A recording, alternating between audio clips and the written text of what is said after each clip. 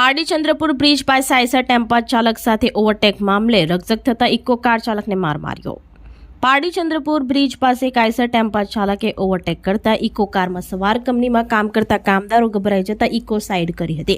જ્યારે Eicher tempo ચાલકે overtake મામલે રકઝક થતા વાપી સુધી પીછો કરી ઇકો કાર ચાલકો પર લોખંડના સળિયા વડે હુમલો કરતા ઘાયલ દીક્ષિત પટેલે 108 મારફતે વલસાડની સિવિલ હોસ્પિટલમાં સારવાર અર્થે ખસેડવામાં આવ્યો હતો, જ્યાં કંપનીમાં કામ કરતા અન્ય કામદારો હોસ્પિટલમાં દોડી આવ્યા હતા।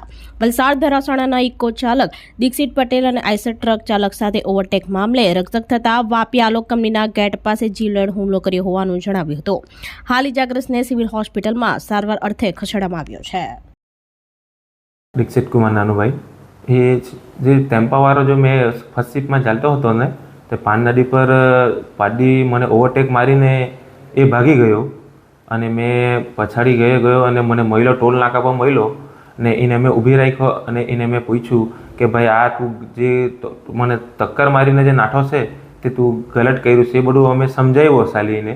પછી અમે કંપનીના ગેટ પર ગયા અને એ 4 ગુંડા લઈને આવ્યો છે મારા અને મને પાઇપ સળિયા બલે માથા પર વાર કર્યો છે એણે અને મારા હાથ પણ તૂટી ગયો છે અને આ માથા પર માયરા લોહી લોહાણ કરીને એ 4 માણા લઈને ભાગી ગયો છે।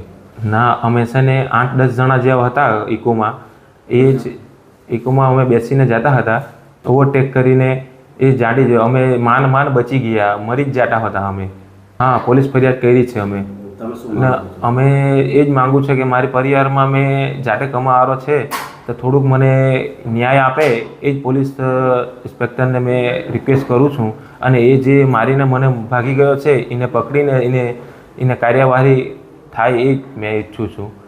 આપણી સંકલ્પ ન્યૂઝ ચેનલને સબસ્ક્રાઇબ અને લાઇક કરો, બેલ આઇકન દબાવો જેથી આવનાર ન્યૂઝ અપડેટ્સની નોટિફિકેશન આપના મોબાઈલ પર સૌથી પહેલા પહોંચે। Like, subscribe and share the video.